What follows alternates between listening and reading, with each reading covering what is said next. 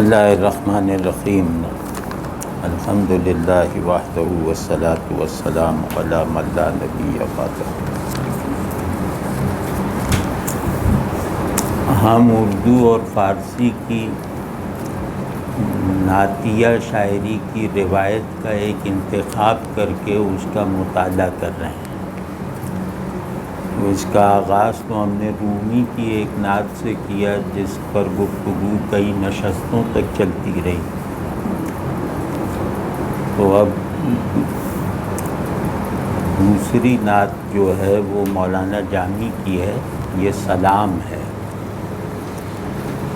تو اس سلام کے بارے میں مجھے تحقیق نہیں ہے، لیکن مشہور بات یہ ہے کہ یہ مواجع شریف پر پہنچ کر موضوع کیا تھا، مطلب فی البدی عرض کیا تھا، پھر اس کو کاغذ پہ اتارا گیا۔ تو یہ سلاموں میں سے بہت اچھا سلام ہے، یعنی کہ رسول اللہ صلی اللہ علیہ وسلم کی مدح میں شاعری کی دو قسمیں ہیں، ایک نعت ہے اور ایک سلام ہے۔ تو ان کا جو پورا ژانرا ہے وہ نعت کہہ دیا جاتا ہے، لیکن سلام ایک الگ صنف کے طور پر ہے۔ تو پہلے تھوڑا سا جامی کا تعارف کرواتا ہوں اور تھوڑا سا سلام کا ایک صنفی امتیاز عرض کرتا ہوں کہ مولانا جامی عبدالرحمن جامی یہ سلسلہ نقشبندیہ کے ایک صاحب اجازت بزرگ تھے، جو خود شیخ نہیں بنے، مطلب مرید نہیں کرتے تھے، لیکن حضرت خواجہ عبید اللہ اعرار رحمۃ اللہ علیہ سے صاحب خرقہ و اجازت تھے۔ ان کی یعنی کہ اردو، فارسی، عربی شاعری کی روایت میں ان جیسے صاحب علم اور جامع العلوم لوگ کم ہوئے ہیں، مطلب یہ شاعروں میں جو عالم ترین لوگ ہیں، جن کا علم مضبوط بھی ہے اور جامعیت رکھنے والا بھی ہے، یہ ان چند بہت ہی چند لوگوں میں سے ایک ہیں۔ اس کے علاوہ کہ یہ عرفان اور متداول دینی علوم میں انتہائی درجے کی مہارت اور رسوخ رکھتے تھے، اس کے علاوہ ان کی زباں دانی بھی ضرب المثل تھی اور ہے۔ زباں دانی کے حوالے سے ان کا ایک بہت بڑا امتیاز یہ ہے کہ یہ 3 زبانوں میں شاعری کر گئے ہیں۔ فارسی میں تو ان کی جو زیادہ شاعری ہے فارسی میں ہے، لیکن اس کے ساتھ ساتھ ترکی میں بھی شعر کہے اور عربی میں بھی شاعری کی، اور ان کے زمانے ہی میں یہ فقرہ مشہور تھا کہ عبدالرحمن جامی عربی عربوں سے زیادہ جانتے ہیں اور ترکی ترکوں سے زیادہ جانتے ہیں، بلکہ ان کی شرح جامی وغیرہ مدارس میں پڑھائی جاتی رہی ہے، لسانیات کے مباحث وغیرہ۔ تو اور بعد کے عرب نقادوں نے بھی یہ لکھا ان کی عربی شاعری پر کہ یہ کسی طرح یہ نہیں پتہ چلتا کہ یہ نیٹو عرب نہیں تھے، اور انہیں عرب میں رہنے کا موقع بھی بہت تھوڑا ملا، مطلب یہ کوئی عرب میں رہے بھی نہیں، عربی اسپیکنگ علاقوں میں۔ تو غرض بہت جامع الکمالات شخصیت تھے، اور اس کے ساتھ ساتھ یہ سلسلہ نقشبندیہ میں تو ان کا تاریخ کا تعلق تھا، ان کا جو فکری اور عرفانی رشتہ تھا وہ شیخ اکبر محی الدین ابن عربی سے تھا۔ یہ ابن عربی کی روایت کے مستند ترین ترجمانوں میں سے ایک ہیں۔ ان کی جو نقد النصوص ہے وہ فصوص کی شرحوں میں ایک بہت بنیادی حیثیت رکھتی ہے، اور اس سے فصوص پر سب سے اچھا مقدمہ جس نے لکھا داؤد قیصری نے، اس نے جامی پر اپنی بنیاد رکھی ہے، یعنی جامی کو ری آرگنائز کر دیا ہے ان 12 نکات میں۔ تو غرض بہت باکمال، بہت معروف، اپنے زمانے ہی میں بہت مقبول آدمی تھے۔ تو چوتھا یہ کہ یہ رومی کے بھی عاشق تھے۔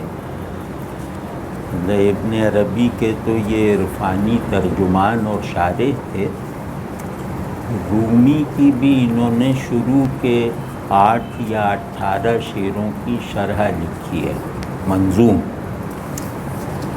تو اس میں گویا پوری مثنوی کو بند کر دیا ہے۔ وہ شرح اس طرح لکھی ہے کہ مثنوی کا معنوی، عرفانی، اخلاقی سارا پھیلاؤ ان شعروں میں سمٹ آیا ہے، اور جو باذوق شخص جامی کی اس منظوم شرح کو، جو شروع کے 8 یا 18 شعروں کی ہے، اس سے اگر گزر جائے تو وہ جب مثنوی کھولے گا تو اسے وہ مانوس محسوس ہوگی، اور مثنوی کا ہر مضمون، ہر مطلب عارفانہ جہت جامی کو پڑھنے کے نتیجے میں لگے گا کہ اس کو تو جامی نے مجھے چکھا دیا تھا۔ تو یوں کہہ لیں کہ جامی نے مثنوی کے اجمال حقیقی کو کیچ کر لیا تھا۔ تو تفصیلات اعتباری ہوتی ہیں، کسی بیان کا ایک اجمال حقیقی ہوتا ہے، ایک مغز معنی ہوتا ہے، ایک اس کا جو ہے وہ راس المعارف ہوتا ہے، اور ایک اس کا مزاج معرفت ہوتا ہے۔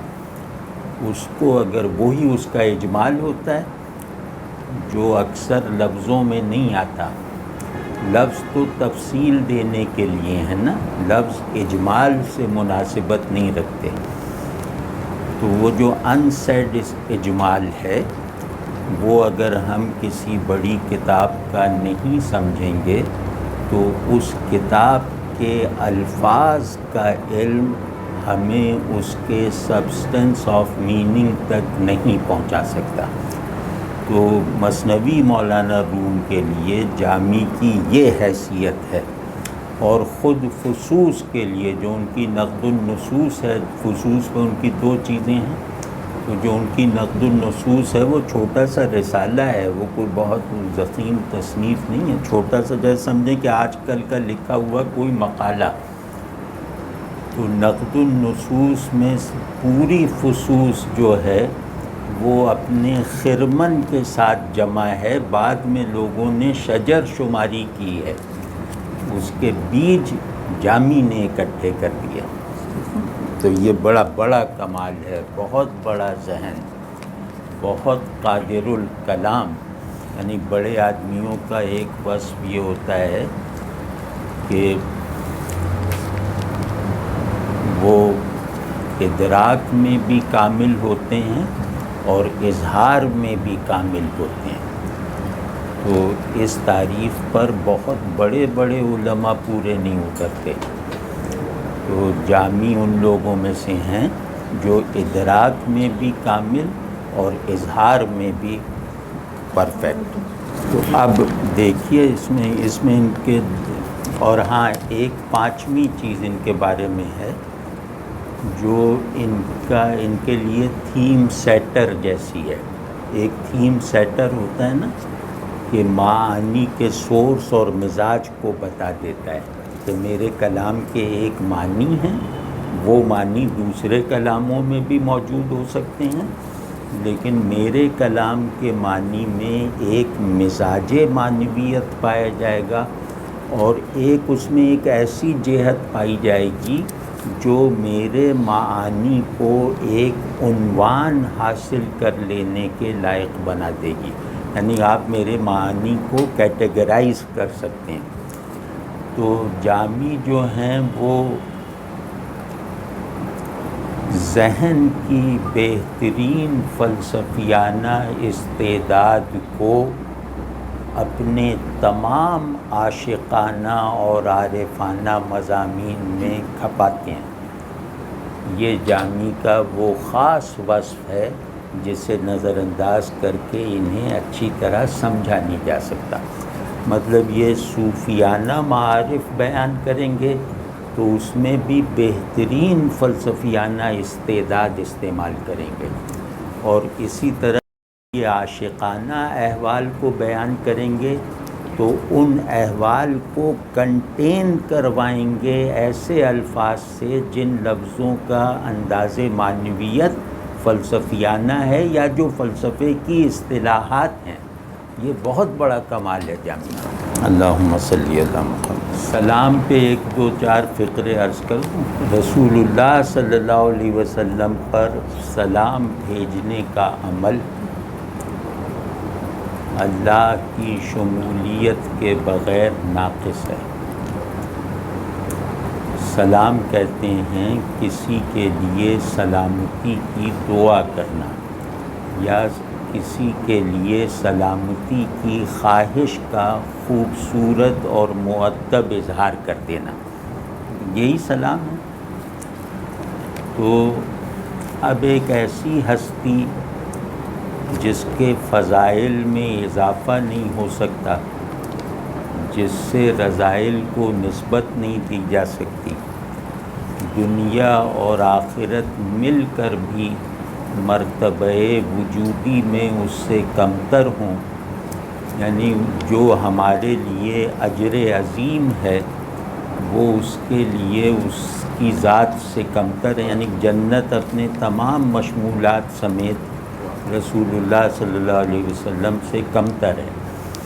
تو جنت کمتر ہے تو باقی چیزوں کو قیاس کر سکتے ہیں۔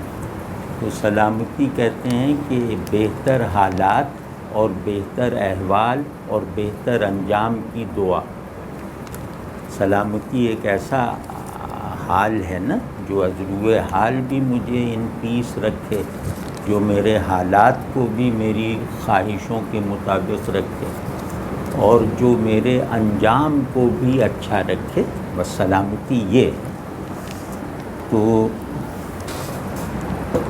وہ رسول اللہ صلی اللہ علیہ وسلم کو ہمارا تصور سلامتی درکار ہی نہیں۔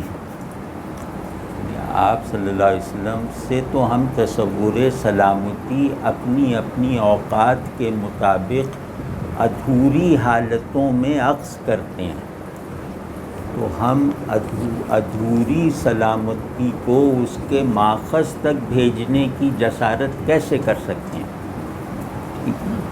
مطلب وہ کون سی تکلیف یا نقص ہے؟ سلامتی کہتے ہیں ازالہ تکلیف کو یا رفع نقائص کو، یہی سلامتی ہے نا۔ سالم وہ جو خیریت سے ہو اور دوسرا وہ جو پورا ہو۔ تو آپ صلی اللہ علیہ وسلم کے لیے یہ دونوں چیزیں جو ہیں، یہ ہم جتنا بھی ہمارا وہم و گمان ہے وہ اس سے بھی آگے کی سلامتی رکھتے ہیں۔ تو اس وجہ سے اللہ کو شریک کیا جاتا ہے کہ یا اللہ آپ نے سلامتی کے سبسٹنس اور جوہر سے جس ذات گرامی کو خلق فرمایا ہے، تو آپ ہی کی طرف سے ان پہ سلامتی پہنچے تو اس کے کوئی معنی ہوں گے؟ ہم لوگوں کی طرف سے بھیجی گئی سلامتی کا کیا مطلب؟ تو اس واسطے سلام میں جب بھی رسول اللہ صلی اللہ علیہ وسلم کے لیے سلام آئے گا، چاہے اللہ کے لفظ میں اللہ کا حوالہ نہ ہو، لیکن وہ ہمیشہ اللہ کی طرف دعا کے انداز میں ہوگا کہ یا اللہ وہ سلامتی جس پر آپ نے اپنے رسول مسلم کو خلق فرمایا ہے، اس سلامتی کو جاری رکھیے، کیونکہ یہ دعا ہم آپ سے اس لیے کہہ رہے ہیں کہ ہم خود سلامتی پا جائیں۔ سلام علیک اے نبی مکرم، سلام علیک نبی مکرم، مکرم طرز آدم و نسل آدم. اس کی بحر بھی بہت لیریکل ہے، بہت عاجزانہ ہے اور بہت نشاتیہ ہے. تو کیونکہ رسول اللہ صلی اللہ علیہ وسلم سے کے تعلق پر مبنی کوئی بھی دعا جو ہے وہ حزنیہ نہیں ہوتی، نشاتیہ ہوتی. تو اس آہنگ میں بھی ایک نشات ہے، یہ خاص بحر ہے کہ سلام علیک نبی مکرم، کہ اے جس کو بڑا بنایا گیا، اے وہ نبی جسے بڑا بنایا گیا، تجھ پر سلام ہو ہماری درخواست پر اللہ کی طرف سے. مکرم طرز آدم و نسل آدم. مکرم اس ذات کو کہتے ہیں جس کی بڑائی کلی ہو، جزوی نہ ہو. مطلب جو اپنی شخصیت کے کچھ حصوں میں بڑا نہ ہو بلکہ اس کی پوری شخصیت بڑائی کے سانچے میں ڈھلی ہوئی ہو. تو یہ مفعول تام ہے کرامت سے. تو مکرم طرز، اے بڑائی کے خمیر سے گوندھے گئے مبارک وجود، تو اتنا بڑا ہے، اتنا بڑا ہے کہ نہ اس بڑائی کو آدم پہنچے نہ ان کی نسل پہنچی. تو اب یہ بات پلین سی ہے، لیکن کہیں جس طرح لہک کے کہی گئی ہے وہ گویا رسول اللہ صلی اللہ علیہ وسلم کی تعظیم کو چکھا دیتے ہیں، رسول اللہ صلی اللہ علیہ وسلم کی تکریم کا قلبی ذوق ودیت کر دیتے ہیں. یہ حسن اظہار ہے. تو اب اس میں دوسرے مصرے میں تخصیص نہیں ہے. ایک ہوتی ہے تخصیص اصلی اور دوسری ہوتی ہے تخصیص من وجہ، یا تخصیص حقیقی اور تخصیص اعتباری. تو تخصیص کا مطلب ہے پرٹیکولرائزیشن، کہ جو کہا جا رہا ہے اس کے کیریکٹرز وہی ہیں. تو یہ ہو گئی تخصیص تام، تخصیص اصلی، تخصیص وہ. اور ایک ہوتی ہے سمبولک پرٹیکولرائزیشن، کہ اس میں دو چیزوں کو بتا تو دیا گیا لیکن مراد سب چیزیں ہیں. تو اب یہ کہہ رہے ہیں کہ آپ مکرم ہیں آدم و نسل آدم سے، یعنی آپ مکرم ہیں تمام ان چیزوں سے جنہیں اللہ نے بنایا ہے، چاہے مادے سے بنایا ہو چاہے بغیر مادے کے بنایا ہو، آپ ان تمام موجودات سے افضل ہیں، بڑے. سلام علیک ذی آبائے الوی.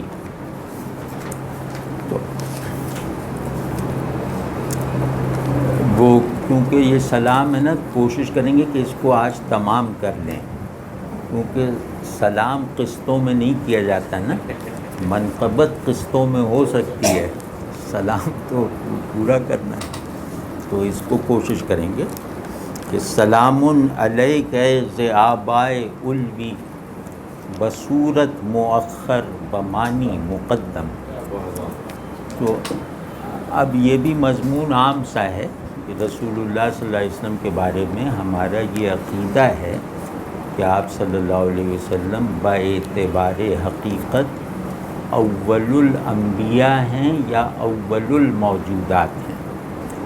اگر غیر صوفی پرسپیکٹو سے دیکھا جائے تو کہا جائے گا کہ اول الانبیاء ہیں، اور صوفیانہ تناظر سے دیکھا جائے تو کہا جائے گا اول الموجودات ہیں.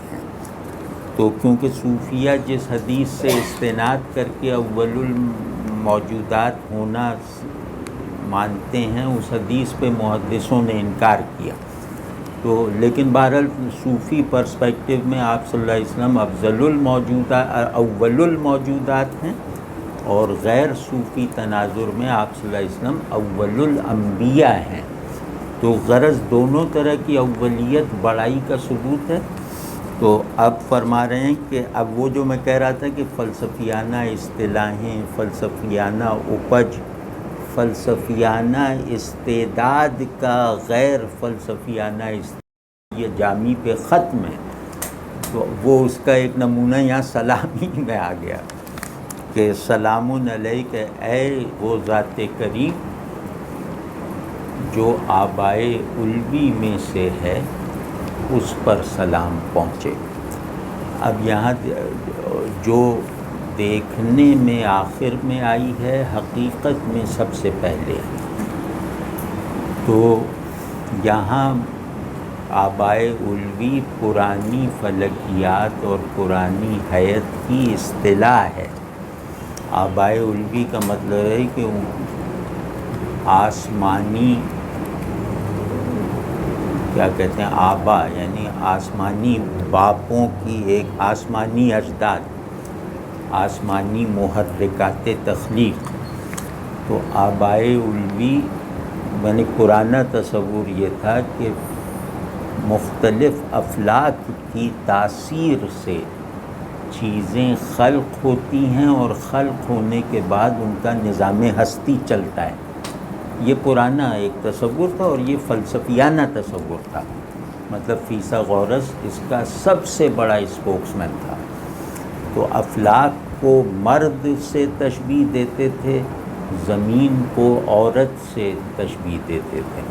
تو ان معنی میں وہ چار آبائے علوی ہیں، وہ کہ جن کی وجہ سے چیزیں خلق ہو رہی ہیں اور جن کی بدولت یہ کارخانہ تخلیق چل رہا ہے. ٹھیک ہے نا. تو اس کو چینی ین اور یانگ، سب سے بہتر بیان چینیوں کا ہے، ین اور یانگ. ین آسمانی اصول تخلیق، یانگ ارضی قبول تخلیق. ٹھیک ہے نا. تو عورت و مرد کی مثال ہے وہ اس میں. تو کہہ رہے ہیں کہ آپ وجہ تخلیق اور محتمم تخلیق ہیں. تخلیق کا سبب بھی آپ ہیں اور تخلیق ہو جانے کے بعد چلنے والا آرڈر آف بینگ بھی آپ پر چل رہا ہے. اب یہ کہہ رہے ہیں کہ اس پہ سلام ہو، آپ پر سلام ہو، آپ جو ایسے ہیں.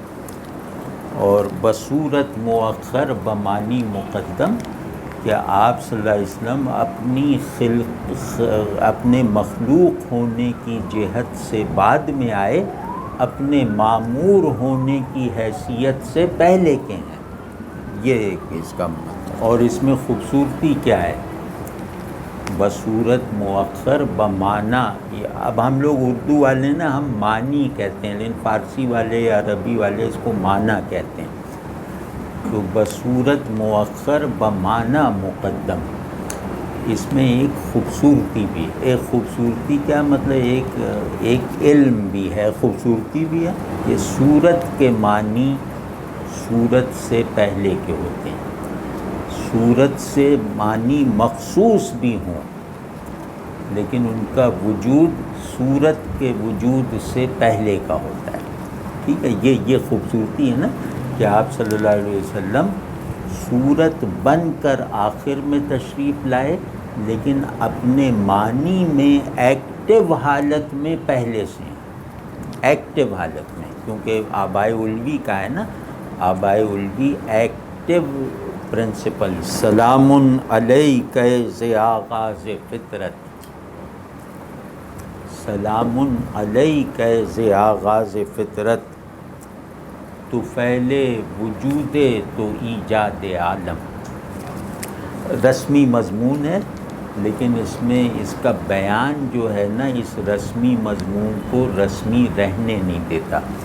اس کا بیان ایسا ہے کہ اصل میں رسمی مضامین ایک وقت آتا ہے کہ کلیشے بن جاتے ہیں، ان کی قدر گم ہو جاتی ہے. مطلب ان سے وہ وابستگی نہیں رہتی. کلیشے بن گیا، وہ حاضر ناظر ہیں، یہ چلتا رہا کلیشے بن گیا. اب حاضر ناظر کچھ بھی کہو کوئی اثر نہیں ہوتا. ٹھیک ہے. تو ایک کلیشے بن جائے. رسم میں یہ خرابی ہے کہ یہ میکینیکل بن جاتی ہے اور ایک طرح سے بے تاثیر بن جاتی ہے، پھر بے تاثیر بن کر بے معنی بھی بن جاتی ہے۔ تو اس کی رسمیت کو توڑا ہے جامی نے۔ وہ یہ مطلب رسمی مضمون کیا ہے کہ آپ صلی اللہ علیہ وسلم باعث تخلیق کائنات ہیں۔ اب یہ آپ کسی ان پڑھ امتی سے بھی پوچھیں تو وہ کہے گا، اس کو سمجھ میں آنے والے لفظوں میں کہیں تو کہے گا ہاں، اور کسی بڑے سے بڑے عالم اور عارف سے بھی پوچھیں تو بات ایک ہی کہے گا کہ باعث تخلیق کائنات ہیں۔ اب یہ رسمی مضمون بن گیا، تو اس کو دیکھیے توڑ کہاں سے رہے ہیں؟ فلسفیانہ فورس سے، کہ سلام علیک سے آغاز فطرت، یہاں زے جو ہے وہ زائد ہے، از زائد ہے، کہہ رہے ہیں کہ اس پر سلام جو آغاز فطرت سے ہے یا خود آغاز فطرت ہے۔ اب اس پہ ابھی غور کرتے ہیں۔ ہم سے فخریہ محبت سکھاتے ہیں جو ہمارے تمام امراض کا علاج ہے۔ وہ ہم تاجرانہ محبت، عجیب گھگیاتی ہوئی محبت، عجیب نمائشی سی محبت کو سمجھتے ہیں محبت ہے، لیکن بڑوں سے محبت میں ایک تفاخر بھی ہونا چاہیے کہ ہمیں ان سے محبت ہے، ان سے محبت کی توفیق۔ تو یہ جامی کا کام یہ ہے کہ وہ اس کو فخریہ بنا دیتے ہیں کہ وہ محبت، احساس محبت اور احساس فخر دونوں ایک دوسرے میں گندھے ہوئے ہوتے ہیں، اور یہ مطلوب ہے۔ اس میں بس ایک لفظ ہے، ایک اصطلاح ہے فطرت۔ اس کو ہم سمجھ لیں تو شعر پورا ذہن کے لیے کھل جاتا ہے اور اپنی تاثیر کا سامان بھی پیدا کر دیتا ہے۔ فطرت کہتے ہیں اللہ کا منصوبہ تخلیق، جیسے ہی اس کے علم سے باہر آ کر فرسٹ ایکچولائزیشن اختیار کرتا ہے۔ یہ میں مجبوراً استعمال کر رہا ہوں کہ جیسے ہی اللہ تبارک و تعالیٰ کا منصوبہ تخلیق علم الہیہ سے باہر ہو کر ایک وجود کے ایک دوسرے پن کے ساتھ حاضر ہوتا ہے، تو وہ جو دوسرا پن ہے یا منصوبہ تخلیق کا علم سے باہر آ کر جو پہلا پڑاؤ ہے اس کو فطرت کہتے ہیں۔ ٹھیک ہے، یہ بات یہ آسان ہے نا، کہ جب تک منصوبہ تخلیق، منصوبہ برا لفظ ہے لیکن ہم اپنی سہولت کے لیے کہہ رہے ہیں کہ جب تک اسکیم آف کریشن جو ہے وہ اللہ کے علم میں ہے، اس وقت تک وہ ثبوت یا عین ہے، اس وقت تک وہاں غیریت کا گزر نہیں ہے۔ تو جیسے ہی وہ اسکیم آف کریشن اس کے علم سے اس کے ارادے میں آتی ہے، ارادے کی ماتحتی میں جاتی ہے، تو ارادے کے تحت آتے ہی اس اسکیم آف کریشن کا عنوان بن جاتا ہے فطرت۔ اب تو آسان ہے نا بالکل۔ تو فطرت جو ہے وہ اولین نقش وجود ہے جس کا شاہد اللہ کے سوا کوئی نہیں۔ ٹھیک ہے نا؟ پھر فطرت کے درجات ہیں کہ شاہد ہم آپ بھی ہیں اس فطرت کے، وہ بات کی باتیں یہ کہہ رہے ہیں کہ فطرت جب یعنی اللہ نے ارادہ تخلیق فرمایا تو اس ارادے کا پرائم اور پرنسپل ہدف اور کانٹینٹ آپ صلی اللہ علیہ وسلم تھے۔ اب آپ سمجھیے کہ کہاں سے کہہ رہے ہیں، تو اسی مراد یعنی آپ صلی اللہ علیہ وسلم اللہ کی اولین مراد ہیں۔ اب بہت آسان ہو گیا، فطرت کہنے سے مطلب ہے کہ آپ صلی اللہ علیہ وسلم اللہ کی اولین مراد ہیں، اور اللہ نے اپنے ارادہ تخلیق کو اپنی اولین مراد کی بنیاد پر عملی جامہ پہنایا ہے. ٹھیک ہے نا؟ تو پہلے کہ کیا تو پہلے وجود تو ایجاد آدم. تو آپ صلی اللہ علیہ وسلم اول الموجودات ہیں. پھر آغاز فطرت کہنے کا مطلب ہے کہ آپ صلی اللہ علیہ وسلم اول الموجودات ہیں. آپ صلی اللہ علیہ وسلم ماخذ الموجودات. اب آپ دیکھیں کہ ہم اپنے ذہنوں کو، اپنے دلوں کو دنیا کے دھندوں میں اتنا کھپا چکے ہیں کہ ہمارے پاس اللہ اور اللہ کے رسول صلی اللہ علیہ وسلم کے لیے بھی بڑے خیالات اور بڑے احساسات کا قحط پڑ چکا ہے. یہ کم بڑا بحران ہے. کوئی بڑا احساس اللہ اور اللہ کے رسول صلی اللہ علیہ وسلم کے لیے الا ماشاء اللہ موجود نہیں. کوئی بڑا خیال، کوئی بڑا پیشن، کوئی بڑا حال. تو ان لوگوں کو پڑھنا گویا اپنی وجودی رفعت میں اضافہ کرنے کی تدبیرات کرنا ہے. سلام علیک ذی اسماء حسنی، سلام علیک ذی اسماء حسنی، جمال تو آئی نئے اسم اعظم. یہ مطلب اگر مجھ سے کہا جائے کہ رسول اللہ صلی اللہ علیہ وسلم کی جو ہماری مقدرت اور بضاعت اور بس میں منقبت ہے اس کی آخری حد دکھا دو.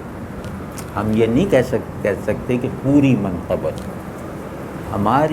ہمیں جتنے تک رسائی اور دسترس دی گئی ہے اس آخری بلندی کو دکھا دو تو میں یہ شعر پیش کر دوں گا.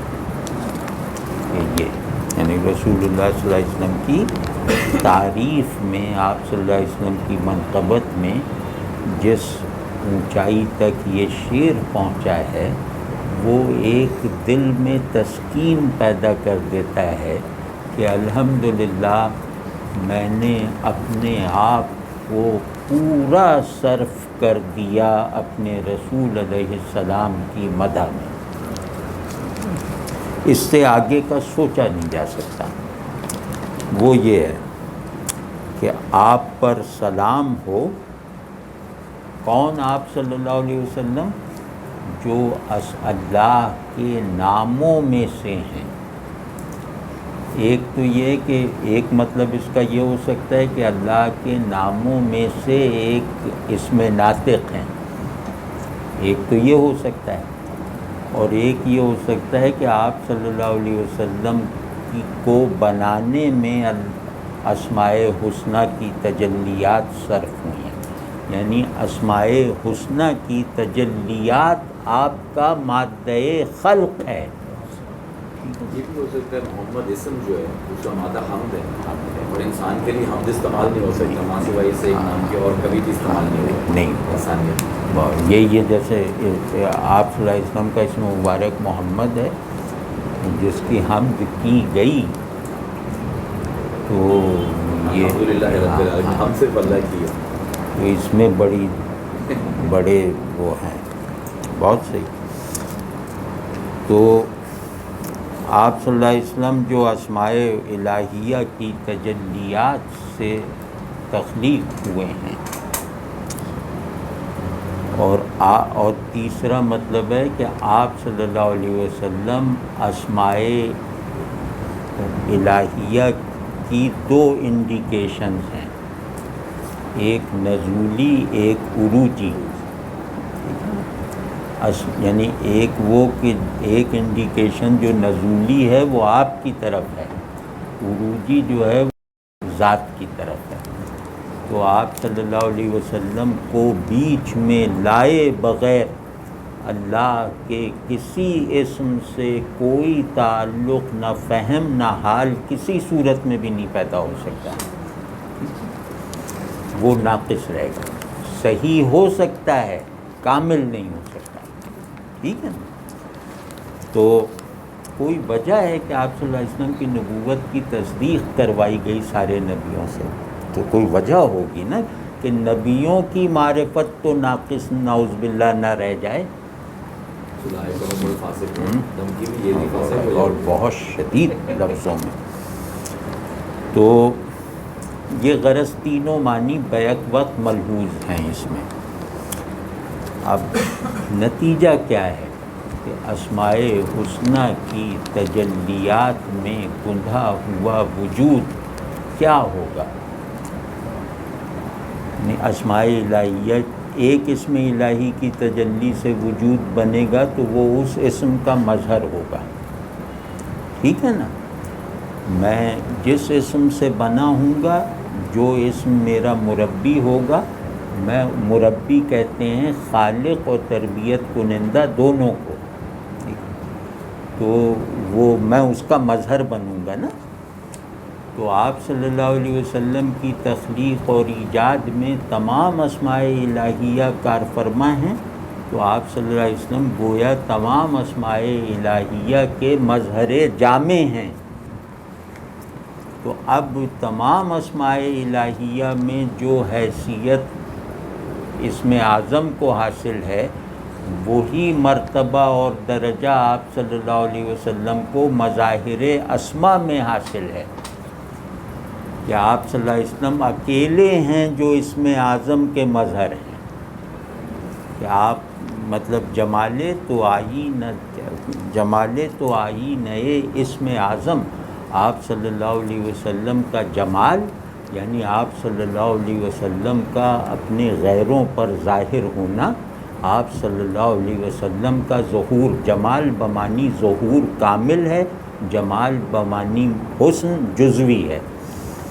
تو آپ صلی اللہ علیہ وسلم کا ظہور اسم اعظم کا مظہر ہے، جس کا مظہر نہ آپ سے پہلے کوئی ہوا نہ آپ کے بعد کوئی ہوگا، کیونکہ اسم اعظم اپنے مظہر میں بھی اپنی روح وحدت کا محافظ ہے۔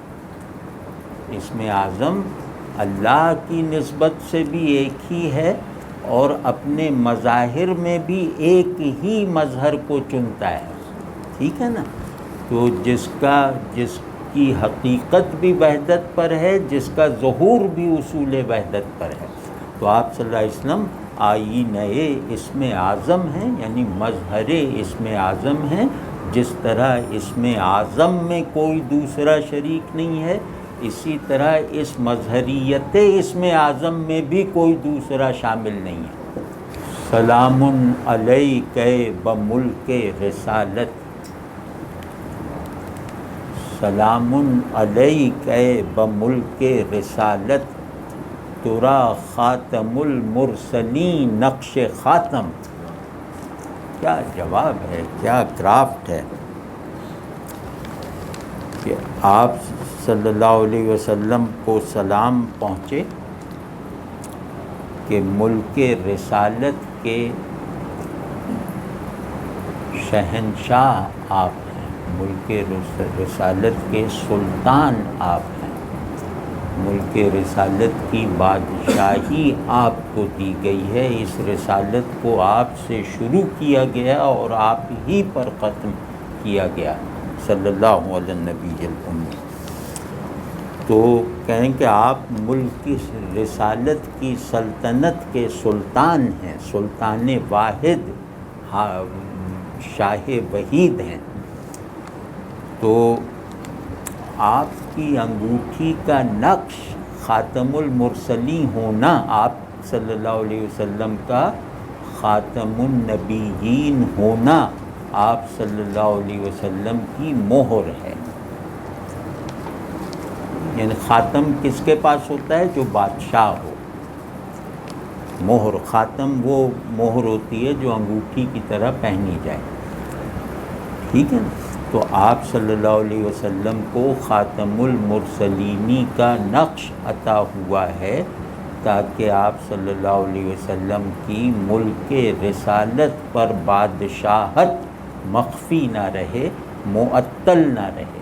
اب ایک بڑا احساساتی سا شعر آیا ہے، سلام علیک ز ابر نوالت، سلام علیک ز ابر نوالت، مرا کشت زار عمل سبز و خرم۔ کیا کہنے کہ آپ صلی اللہ علیہ وسلم پر سلام کہ آپ کی فیاضی اور سخا کے بادل سے میری آرزوؤں اور تمناؤں کی کھیتی سرسبز و شاداب ہے۔ سبحان اللہ سبحان۔ ابھی اس کو کھولتے ہیں، کیونکہ اللہ اور اللہ کے رسول صلی اللہ علیہ وسلم کے بارے میں خیالات اتنے بامعنی نہیں ہوتے جتنے میننگ فل احساسات ہوتے ہیں۔ باقی چیزوں کے بارے میں خیالات زیادہ بامعنی ہوتے ہیں ان سے پیدا ہونے والے احساسات کے مقابلے میں، لیکن یہ دو ہستیاں ایسی ہیں کہ ان کے بارے میں تصورات اور خیالات کا معنوی درجہ کمتر ہوتا ہے احساسات کی معنویت کے مقابلے میں۔ اب یہ بات کیوں ہے؟ مطلب یہ اصول کیوں ہے؟ یہ اصول ہے، مطلب اس میں کوئی استثناء نہیں ہے۔ اس کی بہترین شرح میں ابن عربی کا قول پیش کیا جا سکتا ہے کہ الحق محسوس والخلق معقول، کہ حق محسوس ہے، خلق معقول ہے، یعنی خلق عقل میں آتی ہے۔ اس کے معنی نہیں بتا رہا، معنی اس کے بہت زیادہ ہیں اس قول کے، لیکن خلق ذہنی ہے اور حق حسی ہے۔ حق سے مناسبت کا حق وجود ادا کرتا ہے اور خلق سے مناسبت کا حق عقل ادا کرتی ہے۔ عقل وہاں نارسا ہے، احساس یہاں نارسا ہے۔ تو بس اس احساس کی گہرائی اگر میرے قلب کو ایک معنی خیز انداز میں چھو لیتی ہے تو میں اس شعر کا کو آتھر ہوں، کیونکہ یہ سب ہمارا تجربہ ہے۔ ملا جامی تو ہمارے ترجمان ہیں نا، ایسے ترجمان جن کو اس کا تجربہ ہم سے زیادہ ہوگا۔ تو کہہ رہے ہیں کہ تیری سخا کے بادل سے میری امیدوں، آرزوؤں، تمناؤں کی کھیتی سبز و خرم ہے۔ عمل کہتے ہیں اس تمنا کو جس سے محبت ہو اور جس کا پورا نہ ہونا ناگوار اور موجب کلفت ہو، اسی کو کہتے ہیں، ٹھیک ہے نا۔ اور نوالت کہتے ہیں اس سخا کو جو سخی کے وفور سخاوت سے پیدا ہو، اس کے منصوبہ فیاضی سے نہیں۔ سخاوت دو طرح کی ہوتی ہے نا، کہ اتنا اس کو دینا ہے، ایک سخی ہوتا ہے جو ناپ تول کے فیاضی کرتا ہے، اور نوال جو ہے اس سخاوت کو کہتے ہیں جس میں نہ کوئی ناپ تول ہے، نہ کوئی تخصیص ہے، نہ کوئی تعطل ہے، اور وہ جذبہ سخاوت ہے۔ نوال جذبہ سخاوت کا اظہار ہے۔ تو کہہ رہے ہیں کہ آپ صلی اللہ علیہ وسلم کے ابر سخا سے میری تمناؤں کی کھیتیاں ہری ہری۔ تو کوئی تمنا ایسی ہو سکتی ہے جو رسول اللہ صلی اللہ علیہ وسلم سے نسبت کا ادراک اور احساس کرنے کے بعد پوری ہونے سے رہ جائے؟ تو اچھا، اس میں سبز و نوال کا جیسے مطلب بتائے، کیونکہ شاعری پڑھ رہے ہیں نا، شاعری میں لفظ، اس کی صنعت، اس کی تہداری بہت فیصلہ کن ہوتی ہے. تو سبز و خرم کہا ہے یہاں، مرا کشت زار عمل سبز و خرم یعنی سرسبز و شاداب ہے. لیکن سبز کہتے ہیں کہ جو وہ تمانیت جو ظاہر ہو جائے، خرم کہتے ہیں وہ تمانیت جو مخفی ہو. باطنی تمانیت رکھنے والا خرم ہے، ظاہر ہو جانے والا اطمینان رکھنے والا سبز ہے. تو میری تمنائیں اپنے ظاہر و باطن میں سیراب ہیں اس بادل سے.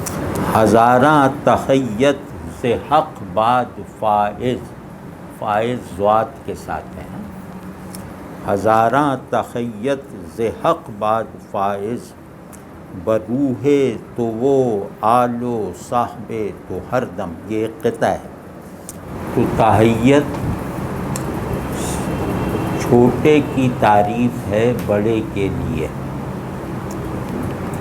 تحیت اس طرح تعریف کے معنی میں لیں تو تحیت تعریف کی وہ قسم ہے جس میں آپ سب سے چھوٹا سب سے بڑے کی تعریف کرے اور اس کو خوش کرنے والی کوئی بات کرے.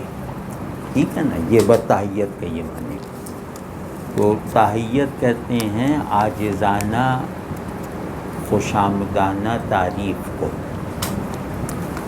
تو ہزاراں تحیت، اچھا نہیں، تحیت کے ایک معنی ہیں لیکن یہ معنی جو ہم نے عرض کیے یہ ٹھیک ہیں. یہ جو دوسرا ٹکڑا عرض کیا یہ ٹھیک ہے اگر ہم کہیں کہ ہماری طرف سے تحیت ہو اللہ کے رسول صلی اللہ علیہ وسلم پر. لیکن ابھی مصرع دیکھا میں نے، ہزارہ تحیت سے حق باد فائز. اب یہاں پلین تعریف ہے، ایسی تعریف جو شاباش کے معنی میں ہو. تو اب وہ کہہ رہے ہیں کہ اللہ کی طرف سے ہزاروں مہربانیاں اور تعریفیں اور سراہنے کی ایک لمبی قطار لگی رہے، اللہ کی طرف سے ہمیشہ سراہے جاتے رہیں. ٹھیک ہے نا. فائز، فائز وہ فیض والا ہے نا، کہ فیضان ہوتا رہے، کہ اللہ کی طرف سے ہمیشہ فیضان تحیت ہوتا رہے. بروح تو وہ آل و صاحب تو ہر دم، کہ آپ صلی اللہ علیہ وسلم کی روح مبارک پر، آپ صلی اللہ علیہ وسلم کی آل مبارک پر، آپ صلی اللہ علیہ وسلم کے اصحاب مبارک پر بلا تعطل بلا انقطاع ہوتا رہے. اور ہر دم کا مطلب ہے کہ یہ اللہ کا ہر دم ہے، ہمارا ہر دم نہیں ہے. یعنی ایسے تسلسل کے ساتھ ہوتا رہے جس میں وقفہ یا خاتمہ ممتنع الامکان ہو. بتخصیص آنا کے ہستند باتو، بتخصیص آنا کے ہستند باتو. اب یہ یاد رہے کہ یہ مواجہ پہ پڑھا جا رہا ہے فی البدیع، جہاں پر شیخین کی مبارک قبریں بھی ہیں. کہ بتخصیص آنا کے ہستند باتو، اور خاص طور پر ان لوگوں پر یہ تحیت اللہ کی طرف سے ہوتی رہے جو تیرے ساتھ ہیں. بیکجا ز جنسیت تام منظم، مطلب ہم لوگوں کے کیونکہ جذبات ہمارے خیالات کے تابع ہیں، تو اس وجہ سے فضائل شیخین کے بارے میں صوفی گونگا ہو گیا ہے. تو اب یہ صوفی اعظم کا کلام ہے. تو کہہ رہے ہیں کہ ان دونوں پر جو آپ کے ساتھ ہیں ان پر خاص طور پر یہ تحیت پہنچتی رہے. اور وہ لوگ آپ کے ساتھ کس طرح ہیں وہ اس مصرعے میں بیکجا ز جنسیت تام منظم.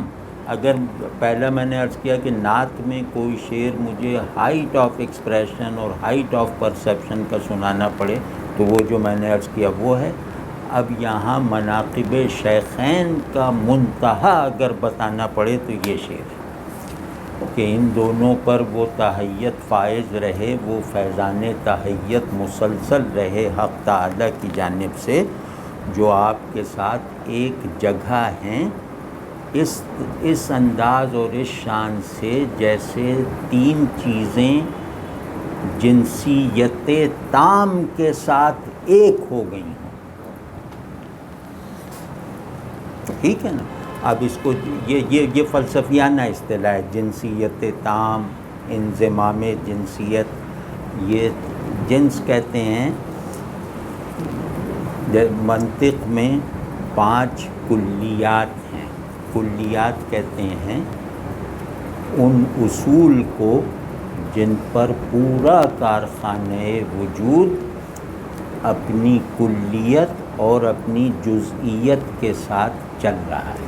یعنی کہ ہر موجود 5 مراحل رکھتا ہے، 5 نسبتیں رکھتا ہے لازمی. تو وہ 5 چیزیں کہلاتی ہیں عیساغوجی. عیساغوجی ایک اب خیر اس کی تفصیل نہیں جاتے تو خشک مضمون ہے. عیساغوجی پورفائری کی کتاب تھی، تو اس نے ایک کتاب لکھی تھی جس میں 5 یونیورسلز بیان کیے تھے. یہی 5 کلیات خمس کہتے ہیں انہیں، کہ ہر شے موجود، ہر شے مخلوق وہ ان 5 نسبتوں کی حامل ہوگی. ٹھیک ہے نا. یہ اصول وجود خلق ہیں. تو اب یہ کہہ رہے ہیں کہ وہ 5 کیا ہیں؟ کسی کو یاد ہے 5 کلیات خمس کیا ہیں؟ آپ نہ بتائیے گا. مطلب یہ کلیات خمس میں ایک جنس ہے. اب جنس کی بھی قسمیں لیکن وہ ہم نہیں جا رہے. مطلب جنس ہے، جنس کے نیچے نوع ہے. ٹھیک ہے نا. نوع کے نیچے عرض عام ہے، عرض عام کے نیچے خاصہ ہے، خاصہ کے نیچے فرد ہے. ٹھیک ہے. 5 گن لیے نا، 5 ہو گئے. تو اب ان کی تفصیل میں نہیں جاتے. تو جنس جو ہے وہ مخلوق کثرت کے اصول پر وجود رکھنے والی موجودات کی اصل وحدت کو کہتے ہیں. یعنی جنس کے درجے میں پہنچ کر سب چیزیں واحد الاصل ہو جاتی ہیں. یعنی ہم فرد کی حیثیت سے 2 ہیں، ہم نوع کی حیثیت سے جانور اور انسان 2 ہیں، ہنسنے اور رونے کی جہت سے جو ہے ہم الگ الگ ہیں وغیرہ. تو ہمارے الگ ہونے کے تمام احوال اور سچویشنز ایک نقطے میں رفع ہو جاتی ہیں. اس نقطے کو کہتے ہیں جنس. اور کلیات کا وجود اسی لیے ہوا ہے کہ کثرت کو گرفت وحدت میں رکھنا. ٹھیک ہے نا. دائرہ وحدت، یہ ہر کلی ایک دائرہ وحدت ہے. تو خیر، تو جو وحدت اخرى ہے مخلوقات کی وہ جنس ہے. تو کہہ رہے ہیں کہ ان 2 نے وجود کی اس حقیقت کو اپنے اندر سمو لیا ہے جو خود آپ صلی اللہ علیہ وسلم ہے. جنس تام اسے کہتے ہیں جس میں استثناء محال ہو. جنس کی 2 قسمیں کہ جنس کے افراد میں تعدد اعتباری باقی رہتا ہے، لیکن ایک مرتبہ ایسا ہے کہ جہاں جنس کے افراد میں تعدد اعتباری بھی دور ہو جاتا ہے، ختم ہو جاتا ہے. کہتے ہیں کہ یہ لوگ جنسیت تام کے ساتھ آپ صلی اللہ علیہ وسلم سے مناسبت وجودی کے منتہا پر پہنچ کر ایک ہو گئے. تو منظم تو سمجھتے ہیں نا، منظم انضمام یافتہ. انضمام 2 چیزوں میں ہوتا ہے فرق مراتب کے ساتھ. یہ ذہن میں رہے. تو جنسیت تام کے ساتھ منظم ہونے میں فرق مراتب برقرار ہیں. یہ بس ذہن میں رہے.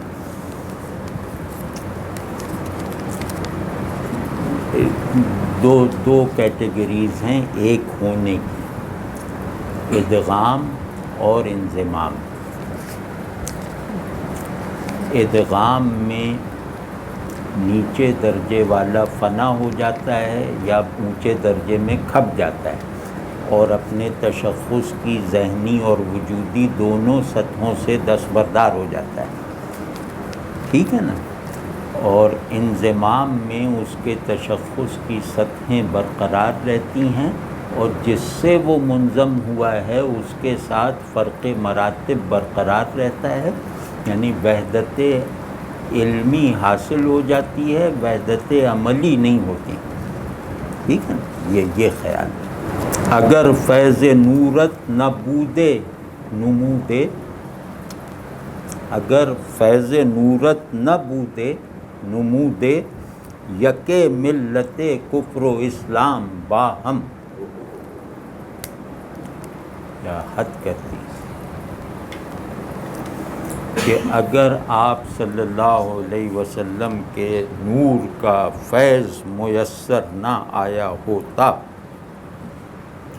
اگر آپ صلی اللہ علیہ وسلم کا نور آمادہ فیضان نہ ہوتا، اگر آپ صلی اللہ علیہ وسلم کا نور مایہ ہستی نہ ہوتا، اگر آپ صلی اللہ علیہ وسلم کا نور واحد مظہر حق کی حیثیت سے جلوہ گر نہ ہوتا، اب یہ سب سٹیجز ہیں، تو دکھائی دیتے، نمودے یہ ماضی وہ تمنائی ہے نا، نمودے کہ دکھائی دیتے، ظاہر ہوتے، یکے ملت کفر و اسلام باہم، تو کفر اور اسلام ایک دکھائی دیتے۔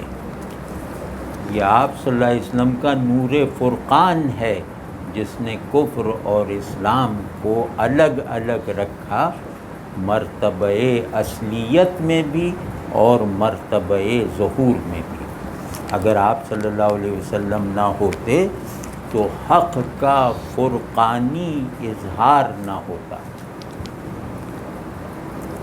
تو آپ سوچ لیں کہ مطلب آپ صلی اللہ علیہ وسلم کے واسطے کے بغیر کفر اور اسلام میں امتیاز کی کوئی ٹھوس وجہ نہیں ہے۔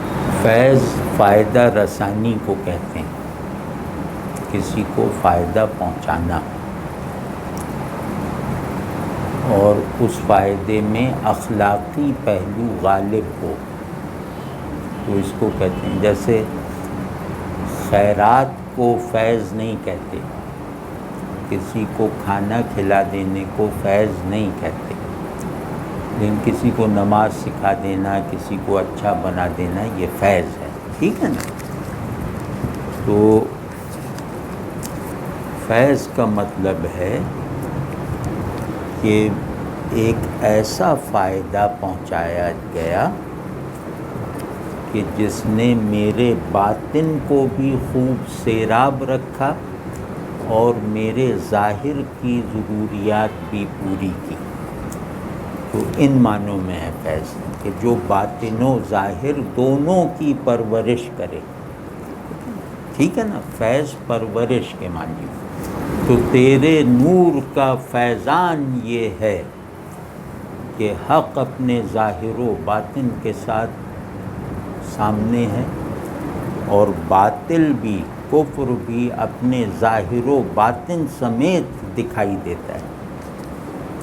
یعنی آپ صلی اللہ علیہ وسلم نہ ہوتے تو کفر کو اپنی پہچان پیدا کرنا محال ہو جاتا۔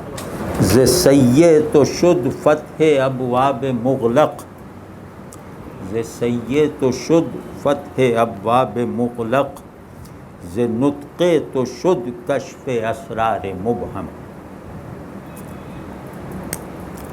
یہ آسان شعر ہے، لفظ مشکل ہیں، لفظ ذرا مشکل ہیں، لیکن کیونکہ اللہ کا شکر ہے کہ رسول اللہ صلی اللہ علیہ وسلم کے ساتھ تعلق اور اس تعلق کے نتیجے میں پیدا ہونے والی فطری معرفت ہر مسلمان کو حاصل ہے، تو لہٰذا اس میں جو معنی بیان ہوئے ہیں وہ اس کی ہم تجربی اور اعتقادی توثیق کرتے ہیں. تو جو معنی میرے اندر پہلے سے موجود ہوں انہیں ہم کہتے ہیں کہ یہ آسان ہے.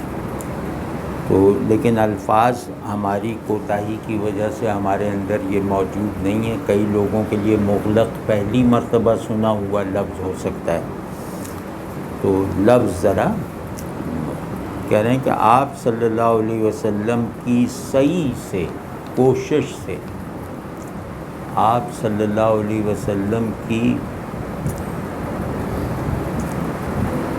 حق کی طرف ہونے والی حرکت سے 100 تالے لگے ہوئے دروازے کھل گئے. مغلق دروازے کی صفت کے طور پر اس دروازے کو کہتے ہیں کہ جس کا بند رہنا ہی مقدر ہو، کھلنا ممنوع ہو. ٹھیک. اور دوسرا ہی کہ جس پہ دستک ہی نہ دی گئی ہو. دوسرا مطلب یہ.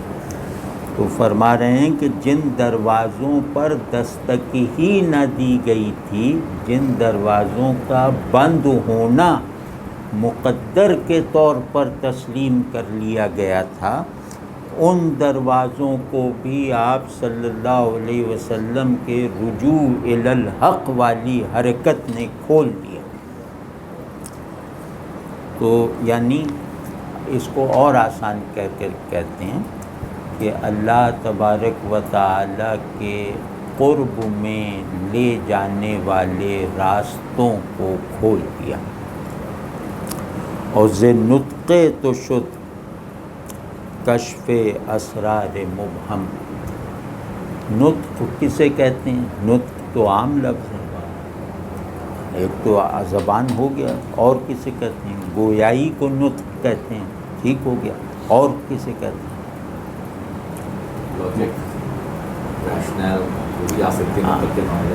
کہ بامانی لفظ کا ادراک و اظہار، اس کو نطق کہتے ہیں. معنی کا ادراک و اظہار، اس کو نطق کہتے ہیں. تو جیسے کہتے ہیں نا، ارسطو نے پہلی مرتبہ بتایا کہ انسان کا امتیاز یہ ہے کہ یہ حیوان ناطق ہے. ناطق کا مطلب صرف گویائی رکھنے والا تو نہیں ہو سکتا نا، وہ تو اور مخلوق کو بھی حاصل. تو نطق کہتے ہیں ادراک اور اظہار کے مجموعے کو. تو تیرے نطق سے، تیرے حقیقت سے چھلکتے ہوئے کلام کی بدولت چھپے ہوئے حقائق فاش ہو گئے، چھپی ہوئی حقیقتیں کھل گئیں.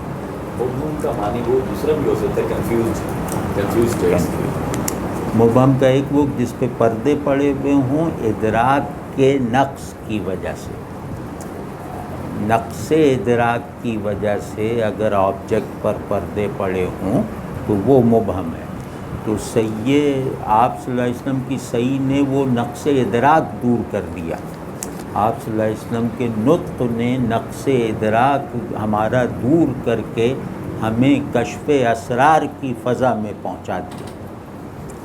اور مبہم کا دوسرا مطلب یہ ہے کہ جس کا مطلب طے نہ ہو پائے، جس میں الجھن ہو، الجھا ہوا. تو دونوں معنی میں یہاں استعمال ہوا ہے کہ جس نے سب کو حیران کر رکھا تھا ان حقیقتوں نے بھی ظہور اختیار کیا، اور جو ہمارے نقص ادراک کی وجہ سے چھپی رہ گئی تھیں آپ صلی اللہ علیہ وسلم کی زبان اقدس سے بیان ہو کر وہ ہم پر کھلی. تو بڑی رہنمائی کیا ہوتی ہے؟ ایک رہنمائی ہوتی ہے کہ صورت کا ابہام دور کر دینا. وہ آپ اور ہم سب کرتے رہتے ہیں ایک دوسرے کے لیے، اور دوسری یا سائنسداں کرتے رہتے ہیں یا فلسفی وغیرہ کرتے رہتے ہیں. لیکن اصل رہنمائی یہ ہوتی ہے کہ حقیقت کا ابہام دور کر دینا. معنی کا ابہام دور کرتی ہیں۔ تو آپ صلی اللہ علیہ وسلم ان معنوں میں وہ ہیں کاشف اسرار مبہم، اور مبہم اسے کہتے ہیں، تیسری تعریف بتا رہا ہوں جو یہاں اس کام آئے گی۔ اسرار مبہم کہ جو تھوڑا ظاہر ہو زیادہ مخفی ہو۔ مبہم میں اظہار کی نفی نہیں ہے، تو وہ حقائق جو تھوڑے ظاہر اور زیادہ مخفی تھے، آپ صلی اللہ علیہ وسلم نے ان کو بھی ظاہر کر دیا، ان کے خفا کو ہمارے لیے کھول دیا۔ اب یہ استغاثہ ایسا ہے کہ توئی یا رسول اللہ آں بحر رحمت صلی اللہ علیہ وسلم، توئی یا رسول اللہ آں بحر رحمت کہ باشد محیط از عطائے تو یک نم۔ آپ دیکھ رہے ہیں کہ یہ پیرلل لے کے چل رہے ہیں۔ نفس مطمئنہ کسے کہتے ہیں؟ کہ ذہن بھی شانت ہو جائے، فوکسڈ اور یکسو ہو کر، قلب بھی مطمئن ہو جائے، اور نفس بھی جو ہے وہ گندے نالوں سے پانی لینے سے رک کر چشمہ آب حیات سے سیراب ہونے کی حالت کو پالے۔ یہ اطمینان نفس۔ نفس میں مائنڈ اور ٹیمپرامنٹ، اور مائنڈ اینڈ ہارٹ دونوں جمع ہیں۔ تو آپ دیکھیں کس طرح یہ رسول اللہ صلی اللہ علیہ وسلم ہمارے لیے موجب اطمینان ہے نا۔ آپ صلی اللہ علیہ وسلم سے نسبت نفس مطمئنہ کا پرنسپل کاز ہے۔ تو اب اس رعایت سے کیسے کلام کر رہے ہیں کہ عقل کو سرشار کرنے والے مضامین بھی باندھ رہے ہیں، اور دل کو تسکین پہنچانے والے احوال اور احساسات بھی فراہم ساتھ ساتھ کرتے جا رہے ہیں۔ ٹھیک ہے، اب یہ وہ مرحلہ ہے سیرابی قلب کا کہ آپ صلی اللہ علیہ وسلم وہ بحر رحمت ہیں، رحمت کا وہ دریا یا سمندر ہے کہ باشد محیط از عطائے تو یک نم، کہ سارے سمندر مل کر بھی آپ کے دریائے رحمت کی ایک بوند سے بھی کمتر ہے۔ آپ صلی اللہ علیہ وسلم رحمت کا وہ سمندر ہیں کہ باقی اس کے علاوہ جو سمندر پائے جاتے ہیں وہ سب سمندر جو ہیں وہ آپ صلی اللہ علیہ وسلم کے بحر رحمت کی ایک بوند سے بھی کمتر ہے۔ یک نم بہت اچھا کہا ہے۔ نم کہتے ہیں کہ جس کا قطرہ ہونا بھی ثابت نہ ہو، بس گیلا ہونا، صرف گیلاہٹ۔ تو رحمت کے یہاں کیا معنی ہے؟ آپ صلی اللہ علیہ وسلم رحمت ہیں، یہاں رحمت کے کیا معنی ہے؟ بلا استحقاق دینا،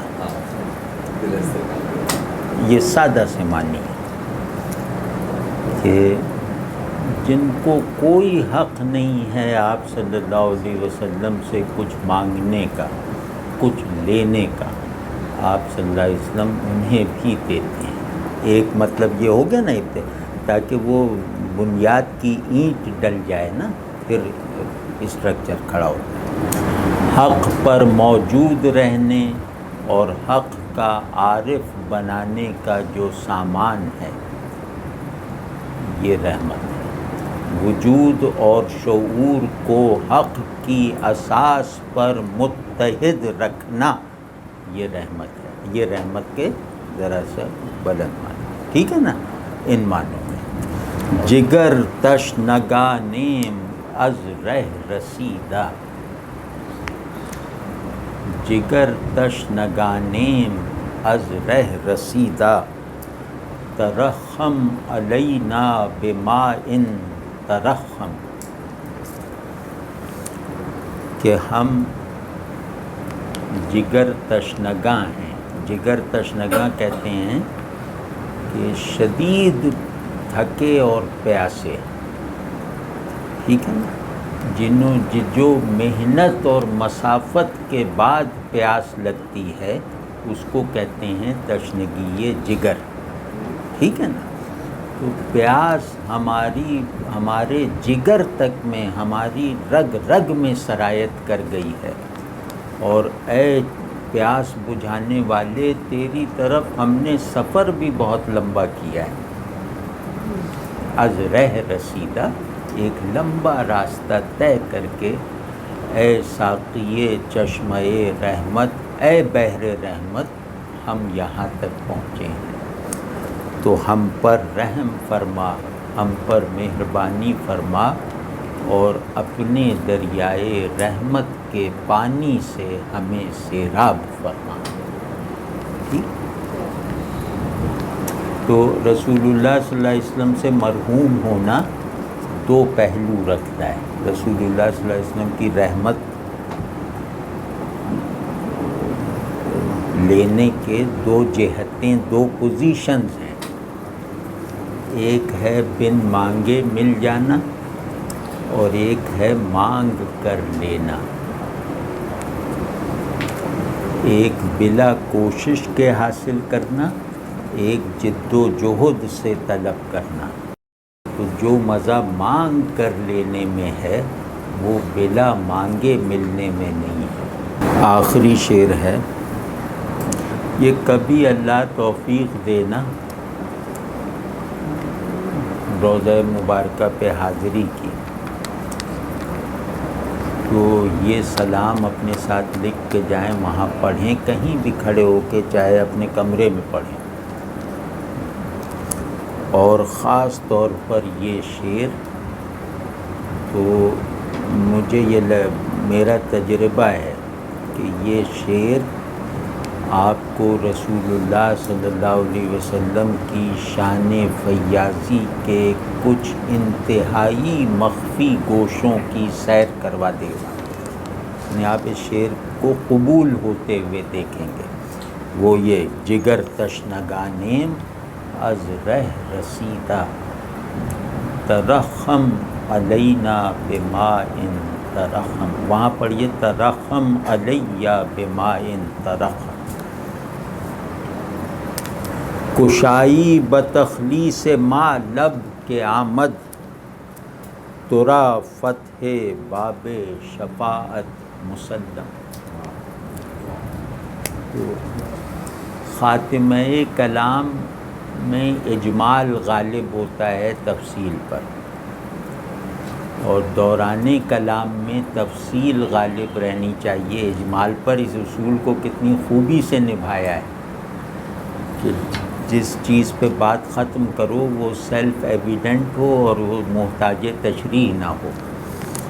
تو دیکھیے اس پہ ختم کیا کہ کشائی بتخلیص ما لب کے آمد، کہ ہماری نجات کے لیے بھی اپنے لب مبارک کھولیے، ہماری نجات کے لیے کچھ ارشاد فرما دیجئے۔ میری نجات کے لیے کیا ہے تخلیص، نہیں ہماری تخلیص ما، ہماری نجات کے لیے کچھ ارشاد فرما دیجئے کہ آمد ترا فتح باب شفاعت مسلم، کیونکہ ہمیں تو اللہ نے یہ بتایا ہے کہ آپ صلی اللہ علیہ وسلم کے لیے باب شفاعت قیامت کے دن کھولا جائے گا۔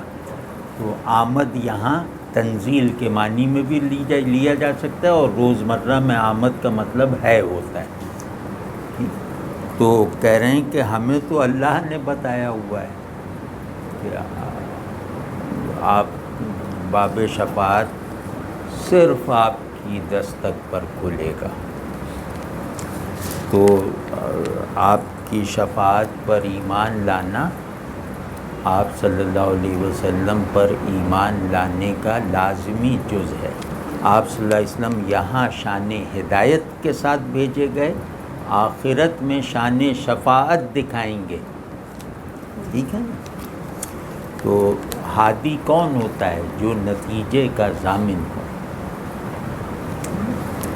کہہ رہے ہیں کہ آپ کو ہی شفاعت کا منصب دیا جائے گا، تو ہماری نجات، ہماری خلاصی، ہماری جہنم سے،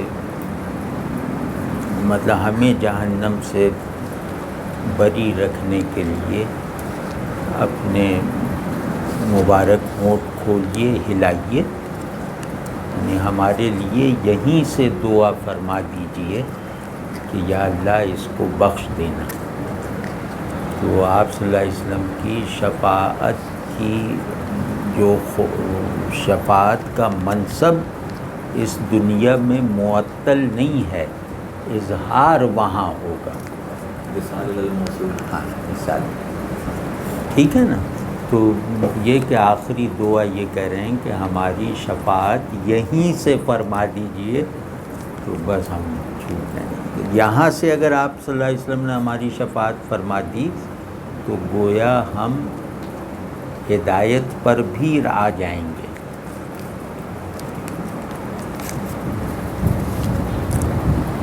یہ اللہ سب نصیب فرمائے، یہ سب احوال نصیب فرمائے۔